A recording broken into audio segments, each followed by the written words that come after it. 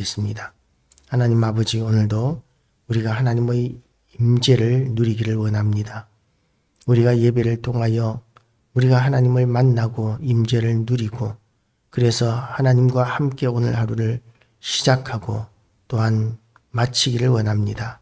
하나님 아버지, 우리를 불쌍히 여기시고 우리를 인도하시고 오늘도 우리에게 은혜 더하여 주셔서 우리가 하나님의 사람인 것을 온 세상이 알게 하여 주시고, 세상 가운데 하나님의 크신 영광을 드러내며 또한 우리가 싸워야 하는 모든 사명을 감당하는 싸움, 또한 악한 세상과의 싸움, 죄악과의 싸움, 악한 영들과의 모든 싸움에서 우리가 오늘도 승리하게 하시고, 우리의 모든 생업과 또한 우리의 감당해야 될 모든 일들과 우리의 자손들과 우리의 가족과 또한 이 나라와 또한 전 세계에 흩어져 있는 이 열방 선교사들과 선교지들 위에 하나님께서 은혜 베풀어 주셔서, 하나님은 지금도 살아계시고 역사하시는 하나님이시며, 하나님은 지금도 우리의 보호자가 되시고 산성이 되시고 방패가 되시는 하나님이심을 모든 사람들이 알게 하시고 인정하게 하시고, 그래서 하나님 앞에 회개하고 돌아오는 이들이 들불처럼 일어나게 하시고, 또한 물이 바다를 덮음과 같이 물이 여호와를 인정하는 것이 온 세상에 가득한 부흥의 역사가 속히 오게 하여 주시옵소서. 오늘도 우리를 붙들어 인도하시는 하나님을 찬양하오며 예수 그리스도 이름으로 기도드리옵나이다. 아멘. 오늘도 하나님의 은혜가 우리 모두에게 가득하시기를 주님의 이름으로 축복합니다. 하나님이여 라고 이렇게 시작하면서 다윗이 이 하나님을 찬양하는 시를 이렇게 기록하고 있습니다. 하나님을 찬양하는 것, 이거 참 귀한 일입니다. 하나님께서 우리를 창조하신 목적이 하나님을 영원토록 즐거워하고 그분을 찬양하게 하기 위하여 우리를 창조하셨습니다. 우리는 하나님과 이런 찬양과 경배와 기도를 통해서 하나님과의 교제를 나누게 되어 있습니다. 그렇게 하나님과의 교제를 누리면서 우리는 하나님의 임재를 경험하게 되는 것이죠. 우리가 찬양을 잃어버렸을 때 하나님의 임재를 느끼기는 참 어렵습니다. 어떤 때 찬양을 잃어버립니까?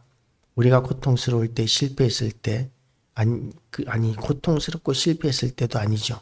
우리가 낭망했을 때 찬양을 잃어버리게 됩니다.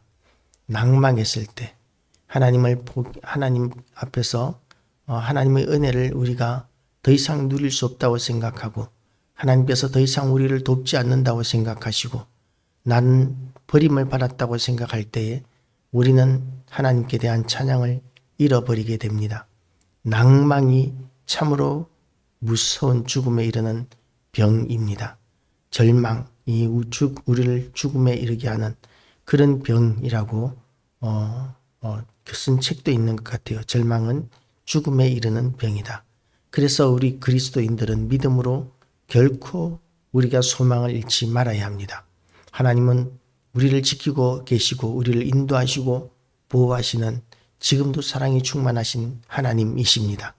내 뜻대로 되지 않는 일들이 있다고 해서 그것 때문에 하나님께서 나를 돕지 않는다고 생각하는 그것은 잘못된 생각입니다. 하나님은 언제나 우리를 지키고 보호하고 계십니다. 그래서 우리 마음 가운데 부흥이 일어나야 하는데, 그 부흥이 일어나기 위하여 우리의 형편이 좋아지고 우리가 하는 일들마다 형통하고 이런 일들이 되어야 우리가 찬양할 수 있다면, 찬양할 수 있는 때는 극히 제한될 것입니다. 우리가 하나님을 찬양할 때는 언제나 여야 합니다. 그래서 항상 기뻐하라, 쉬지 말고 기도하라, 범사에 감사하라. 이는 그리스도 예수 안에서 우리를 향하신 하나님의 뜻이라고 이렇게 신약 성경에는 기록되어 있는데, 그 대계명, 그 말씀대로 우리가 순종한다는 의미에서 찬양할 만한 것이 도무지 생각나지 않을지라도 찬양과 감사를 하나님 앞에 늘 올려드리면서 우리는 다시 소망을 가져야 하는 것이죠. 하나님은 지금도 우리를 사랑하고 계십니다. 그래서 우리는 하나님을 찬양합니다. 하나님을 높이는, 하나님의 임재를 인정하는, 그것이 우리 신앙생활의 가장 기본적인 태도여야 합니다. 하나님이여 찬송이 시온에서 주를 기다리오며 사람이 서원을 주께 이행하리이다. 기도를 들으시는 주여 모든 육체가 주께 나아오리이다. 그러면서 하나님을 찬양합니다. 그리고 하나님께서 원하시는 것처럼 이 땅의 부흥은 우리만 원하는 것이 아니라 하나님도 진정으로 원하십니다. 이 온 세상에 하나님의 임재가 하나님의 부흥이 일어날 때 아버지의 뜻이 하늘에서 이루는 것처럼 땅에서도 이루어지는 것이죠. 그런데 왜 부흥이 멈춥니까? 왜 부흥이 일어나지 않습니까? 하나님의 능력이 약해서입니까? 그렇지 않습니다. 하나님께서 크신 은혜를 더하여 주시고 부흥을 허락하여 주셨을 때 그때 교회와 성도들이 사명 감당하는 일에 소홀히 하면서 그 마음의 교만이 일어나고 그리고 하나님께서 부흥을 주셨을 때 그 부흥으로 말미암아 우리가 거룩해지는 것이 아니라 하나님의 뜻을 거스리는 죄악을 교회 안으로까지 가지고 들어오는 그런 일들이 일어났기 때문에 더 이상 이 땅에 부흥이 일어나지 않게 된 것이죠. 우리가 다시 거룩해져야 합니다. 그리고 하나님의 살아계심과 능력과 임재를 찬양하는 그런 모습들을 우리가 회복해야 합니다. 언제부터 찬양이 멈추었습니까? 언제부터 기도가 멈추었습니까? 찬양과 기도가 멈추었을 때 우리의 심령 가운데서 우리의 부흥이 멈추게 되고 우리의 심령 가운데서 부흥이 멈추게 되었을 때 복음을 전하는 능력과 또한 사명을 감당하는 일에도 부흥이 멈추게 됩니다. 지금 그렇게 부흥이 멈추었습니다. 교회 안에서 수많은 죄악들이 일어났고 그리고 그 죄악에 대한 소문이 온 세상에 충만해져서 이제는 세상이 교회를 걱정해야 되는 그런 상황이 지나갔고 이제는 교회를 외면하는 시대가 되어 버렸습니다. 이제는 다시 한 번 더 우리가 부흥을 위하여 하나님을 찬양하는 것부터 시작하시기를 주님의 이름으로 축복합니다. 날마다 하나님을 찬양하고 그리고 하나님을 높이고 경배하는 일들이 우리에게 다시 한 번 더 일어나야 할 것입니다. 죄악이 나를 이겨 싸우니 우리의 허물을 주께서 사하시리이다. 우리는 연약하기 때문에 언제나 죄를 지으면서 살게 됩니다. 예수님께서 말씀하신 죄의 기준이 계명을 어기는 것인데 그 계명을 어기는 것이 마음으로 생각만 해도 계명을 어기는 것, 죄를 범하는 것이라고 그렇게 말씀하셨습니다. 탐욕을 가지는 것, 또한 거짓 증거하고 또한 어떤 다른 사람에게 욕을 하거나 이러는 음욕을 품는 것까지 이런 것들이 다 하나님 앞에 범죄하는 것이라고 그렇게 말씀하고 있습니다. 그래서 우리의 죄악은 언제나 우리를 이기게 됩니다. 우리의 혈기나 우리의 감정이나 이런 것들을 감당하지 못해서 이기지 못해서 우리가 막 쏟아내는 이 모든 일들이 하나님 앞에 참으로 죄를 범하는 것입니다. 죄악이 나를 이겼사오니 우리는 죄악에 대하여 승리하기가 정말 어렵습니다. 그런데 그렇게 죄악 가운데서 패배하였다고 해서 우리를 버리시는 하나님이 아니시고 우리에게 또다시 은혜를 베풀어 주십니다.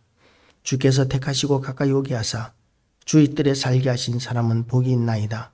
우리가 주의 집 곧 주의 성전의 아름다움으로 만족하리이다. 하나님께서는 예수 그리스도 십자가 죽으심과 부활하심을 믿는 사람들을 구원하시고 택하시고 불러주셨습니다.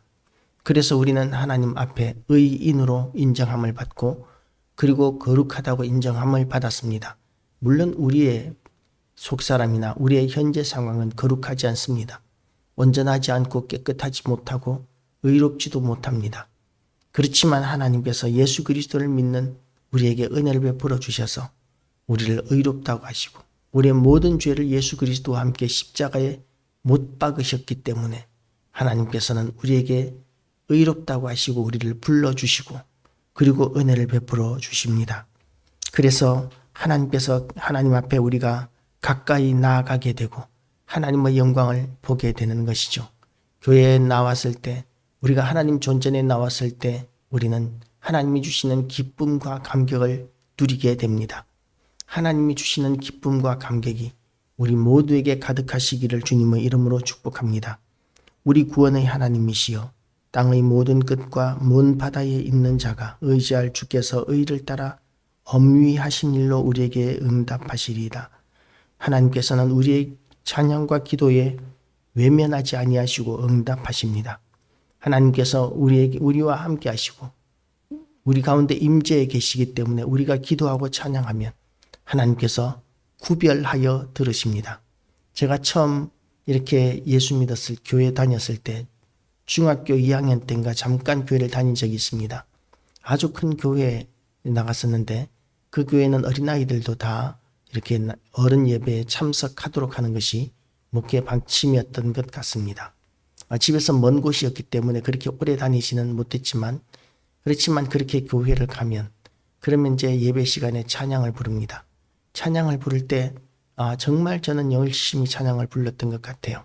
그러면서 느꼈던 게 이렇게 많은 사람들이 하나님을 찬양하지만 하나님께서는 이 모든 사람들의 찬양을 들으실 뿐만 아니라 나의 찬양도 들으신다는 느낌을 받은 적이 있습니다. 내가 찬송하는 것을 하나님께서 듣고 계신다는 그런 느낌을 받은 적이 있습니다. 우리가 찬양을 하면 이 세상에 수많은 사람들이 찬양하고 내가 기도하면 또 이 세상의 모든 많은 사람들이 기도하지만 그러나 하나님께서는 나의 찬양과 기도를 구별하여 들으시는 하나님이십니다. 그래서 하나님께서 나의 찬양과 기도를 구별하여 들으신다는 그 믿음 가지고 더욱더 힘써 하나님을 찬양하게 되기를 축복합니다. 이렇게 하나님께서는 주의 힘으로 산을 세우시며 권능으로 띠를 뜨시며 바다의 설렘과 물결의 흔들림과 만물의 소요까지 진정하시고 땅끝에 사는 자가 주의 징조를 두려워하나이다. 땅끝까지 복음이 전파되었고 땅끝까지 이렇게 하나님의 권능과 영광이 임합니다. 땅끝뿐이겠습니까? 온 우주에 하나님의 영광과 권능이 충만합니다. 그리고 하나님께서 창조하신 모든 온 세상의 생명들에게 먹을 것을 주시고 생명을 주시고 건강을 주시고 그리고 살리시고 인도하십니다. 물을 주시고 그리고 곡식을 주시고 그리고 병에 걸리면 낫게 하시고 이렇게 하시면서 하나님께서는 자기 백성들을 돌보시고 인도하십니다. 주께서 밭고랑에 물을 넉넉히 대사 그 이랑을 평평하게 하시며 또 단비로 부드럽게 하시고 그 싹에 복을 주시나이다. 이런 일들은 자연적인 현상이라고 우리가 보고 무시할 수 있지만 하나님께서 임재하시기 때문에 일어나는 일입니다. 아무리 이 자연적으로 이렇게 당연히 생육이 번성한 것이 당연하다고 할지라도 그러나 그 당연한 것을 하나님께서 만드셨고 그 생명력을 하나님께서 주셨습니다.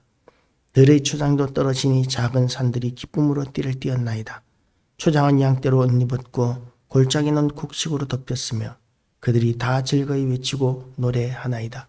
하나님께서 주신 것 하나하나를 우리는 다 돌아보고 그리고 감사하고 찬양할 수 있어야 합니다. 하나님께서 우리에게 주신 모든 것들이 감사의 제목이어야 합니다. 우리가 오늘도 하나님께서 주신 것들을 돌아보고 우리가 원하는 것이 이루어지지 않는 것이 있다 할지라도 나의 소원이 이루어지지 않은 것이 있다 할지라도 오늘도 하나님을 찬양하고 높이고 경배하며 하나님께 영광을 돌려드리는 귀한 날 되시기를 주님의 이름으로 축복합니다. 기도하시겠습니다. 하나님 아버지, 오늘도 우리에게 은혜 더하여 주심을 감사드립니다. 오늘도 우리가 하나님을 찬양하고 높이고 경배하며 우리가 감당해야 되는 모든 일들에 대하여 하나님 아버지 우리가 감당하며 승리하게 하여 주시옵소서.